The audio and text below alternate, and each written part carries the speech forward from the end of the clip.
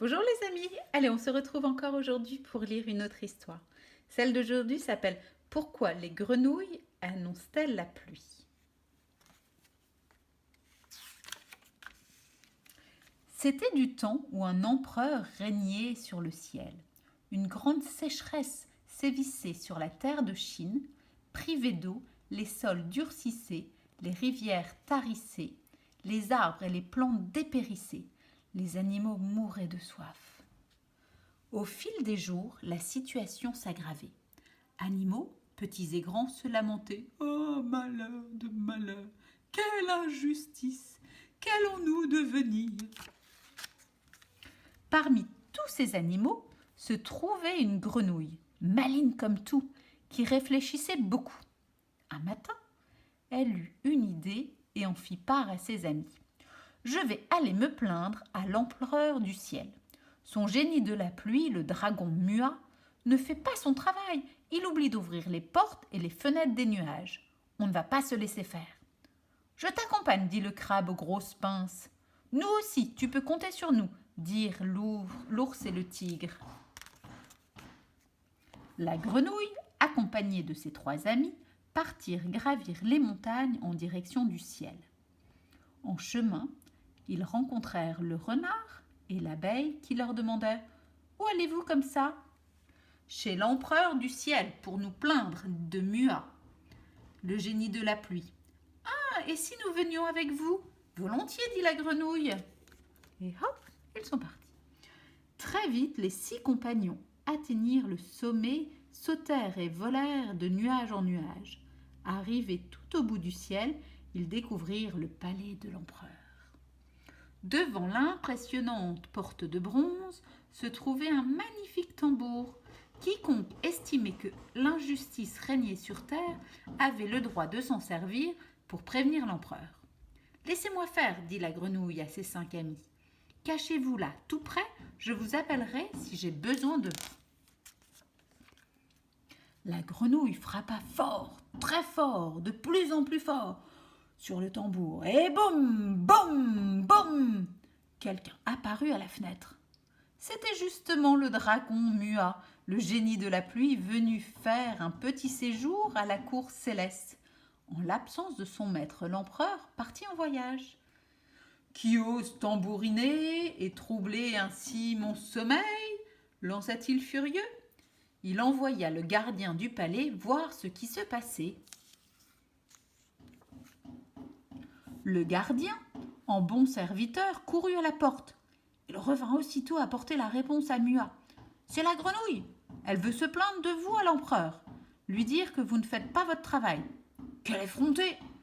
Oser s'opposer à moi ?» Indigné, le dragon envoya son coq de combat, aux ergots bien aiguisés, braver la petite grenouille.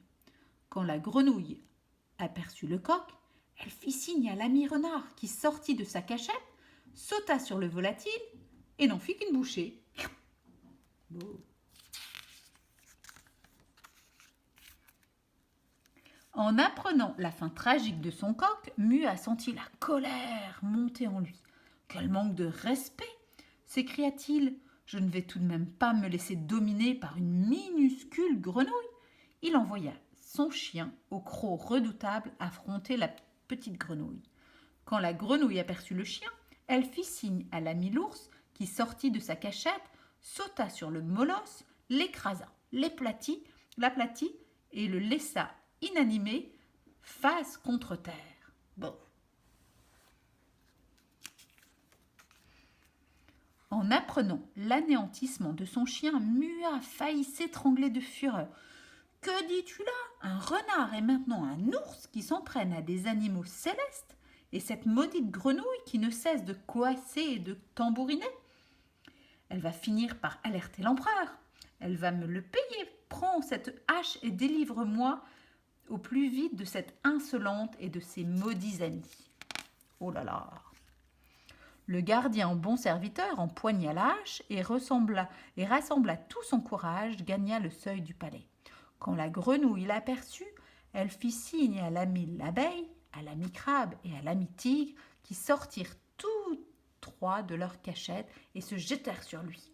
« Malheureux gardien, il hurlait, gesticulait comme un fou. Son corps n'était plus que piqûres, griffures, pincements et morsures. Il réussit toutefois à échapper à ses attaquants et à rentrer au palais dans un bien piteux état. Oh, regardez le pauvre.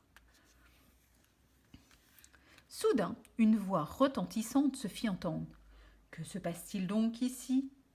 Que signifient ces roulements de tambour si puissants qu'ils m'ont fait revenir de l'autre bout du monde? C'était la voix de l'empereur du ciel. C'est moi qui ai tambouriné, avoua la petite grenouille toute timide. Je suis venue, avec mes amis, me plaindre des négligences de votre génie de la pluie.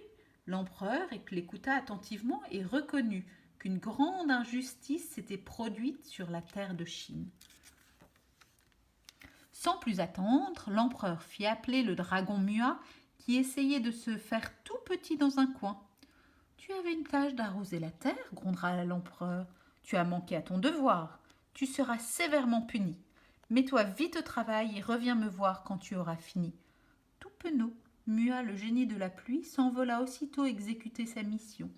Alors l'empereur s'adressa à la petite grenouille.